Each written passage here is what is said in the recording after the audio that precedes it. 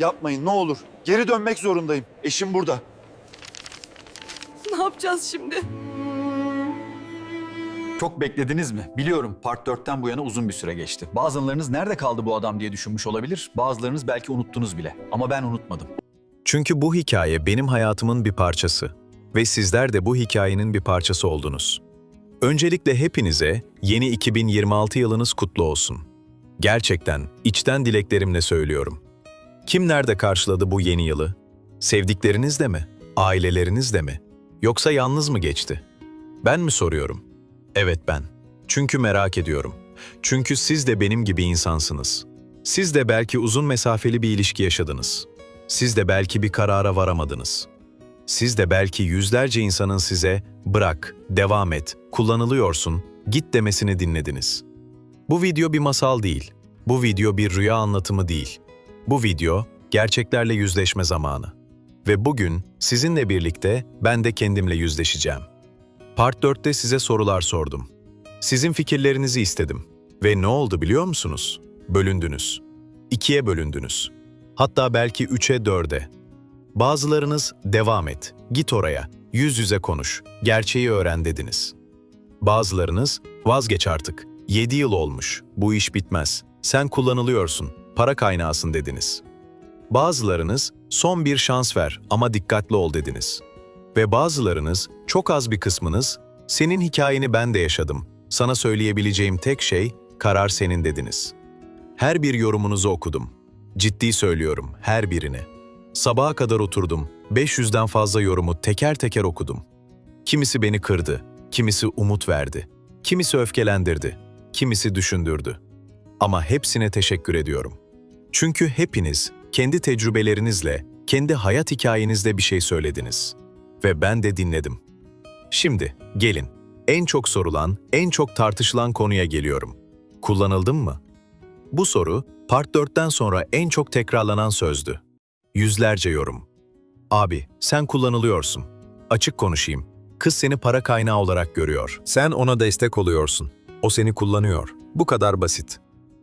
Tamam, anladım. Siz böyle düşünüyorsunuz. Ama bir dakika duralım. Ve ben size şunu sorayım. Gerçekten seven bir insan 7 yıl boyunca bir ilişkiyi sürdürür mü sadece para için? Gerçekten seven bir insan telefonda konuşurken o kadar samimi olabilir mi sadece para için?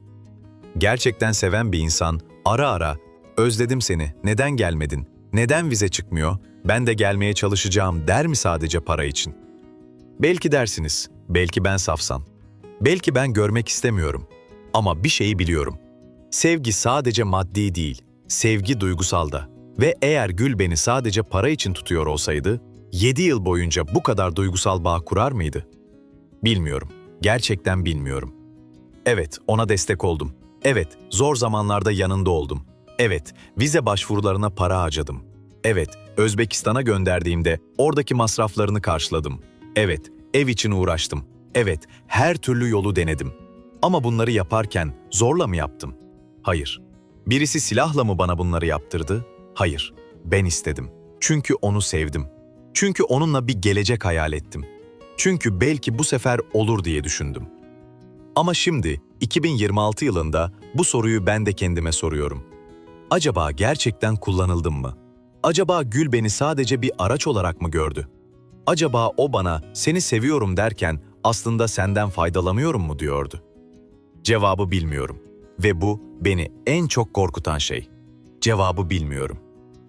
Şimdi başka bir konuya geçelim. 2015'ten 2017'ye kadar 2 yıl aynı evde yaşadık. Bu bazılarınız için sevginin kanıtı. İşte bak, 2 yıl birlikte yaşadılar. Demek ki aşkları gerçekti. Bazılarınız içinse kültürel bir çelişki. Türkmen kültüründe böyle bir şey olmaz. Nikahsız birlikte yaşamak büyük günah. Aileler asla kabul etmez. O kız artık kirlenmiş sayılır. İkisi de haklı. İkisi de doğru. Çünkü Onti'de farklı gözlerden bakıldığında farklı anlamlar kazanıyor. Benim gözümden bakınca o 2 yıl en mutlu zamanlarımdı.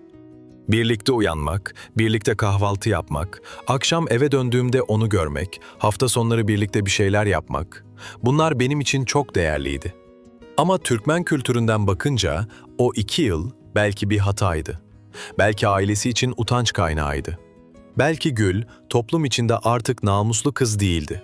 Belki erkek kardeşleri, biz bu kızı artık evlendiremeyiz diye düşünüyorlardı. Ve şimdi, bugün, ben bile bunu sorguluyorum. Doğru mu yaptık, yanlış mı? O dönem gençtik, aşktık. Biz birbirimizi seviyoruz, yeter diye düşünüyorduk. Ama sonuçlarını düşünmedik. Kültürel baskıyı hesaba katmadık. Ailenin gücünü anlamadık. Toplumsal kuralların ne kadar sert olduğunu bilmiyorduk. Ama bugün biliyorum. Ve bugün o 2 yılı düşündüğümde hem mutlu oluyorum hem üzülüyorum. Mutlu oluyorum çünkü gerçekten sevmiştim. Üzülüyorum çünkü belki de o 2 yıl Gül'ün hayatını zorlaştırdı. Şimdi en ağır yorumlara geliyorum. Dolandırıcı. Evlenmiştir zaten. Çocuğu vardır belki. Başka biriyle birlikte. Seni oyalıyor. Bize çıkmayınca plan değiştirdi. Sen yedek plansın. Bu yorumları okuduğumda ilk başta çok öfkelendim. Ne hakkınız var böyle konuşmaya dedim. Siz ne biliyorsunuz ki dedim. Ama sonra sakinleştim ve düşündüm. Acaba haklılar mı? Acaba gerçekten Gül evlendi mi? Acaba gerçekten başka biriyle mi? Acaba ben sadece yedek bir plan mıyım? Bilmiyorum. Çünkü son 1-2 yıldır Gül'le iletişimimiz azaldı. Eskisi kadar konuşmuyoruz. Eskisi kadar yakın değiliz. Ara ara mesajlaşıyoruz ama o eski sıcaklık yok. O eski heyecan yok. O eski "özledim seni, ne zaman göreceğiz" cümleleri yok. Ve bu beni en çok düşündüren şey. Acaba gerçekten bir şeyler mi değişti? Acaba o gerçekten başka biriyle mi? Acaba ailesi onu zorla evlendirdi mi? Acaba çocuğu mu var? Yoksa sadece zaman geçti, duygular söndü mü? Gerçek bu kadar basit mi? Bilmiyorum. Kimse bilmiyor. Sadece Gül biliyor. Ve ben onunla yüz yüze konuşmadan bu soruların cevabını bulamayacağım. İşte bu yüzden yüz yüze görüşme fikri var. Türkmenistan'a gitmek ya da Özbekistan'a çağırmak ya da Türkiye'ye getirmek. Ama hangisi?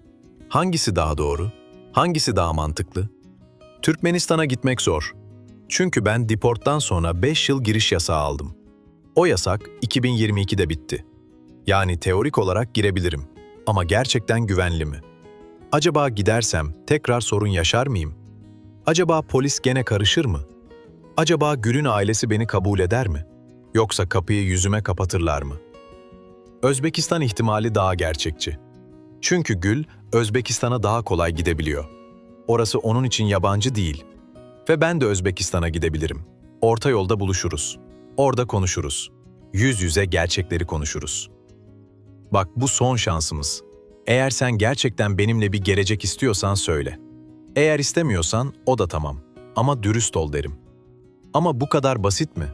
Özbekistan'a gitmek cesaret mi, yoksa saflık mı? Oraya gittiğimde gerçekten bir şey değişir mi? Yoksa yine aynı belirsizlikle mi dönerim? Gitmek mi cesaret, gitmemek mi akıl? Bu sorunun cevabını bilmiyorum.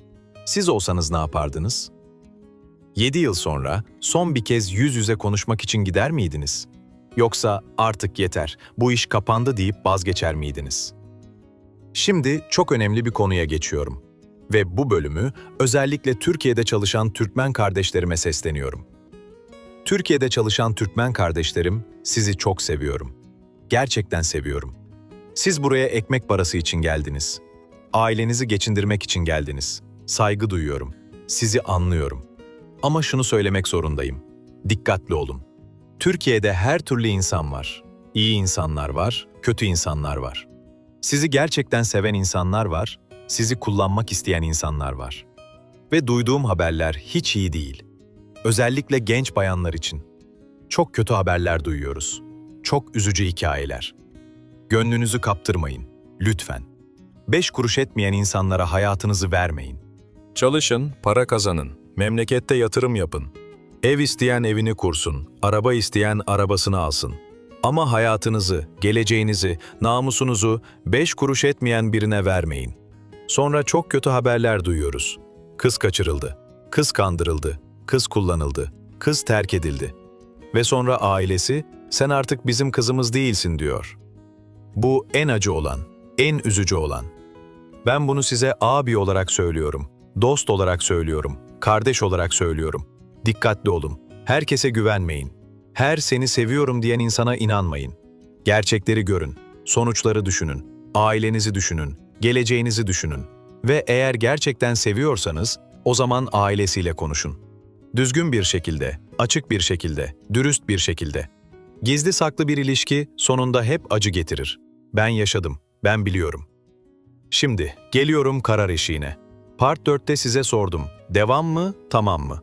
Ve siz cevaplarınızı verdiniz. Ama ben hala karar veremedim. Çünkü bu karar çok zor bir karar. Bir adım kala durdum. Gidip görmek istiyorum. Yüz yüze konuşmak istiyorum. Gerçekleri öğrenmek istiyorum. Ama diğer taraftan korkuyorum. Acaba gittiğimde daha çok mu hayal kırıklığına uğrarım? Acaba gittiğimde keşke gitmeseydim mi derim? Acaba bu son hamle beni daha çok mu üzer? Bilmiyorum. Gerçekten bilmiyorum. Siz olsanız ne yapardınız? Son bir yüz yüze görüşme şart mı? Yoksa 7 yıl yeter, artık kapatma zamanı mı dersiniz? Para kırmızı çizgi mi? Eğer gittiğimde Gülden, bana yardım et, param yok, şunu al, bunu al derse ne yaparım?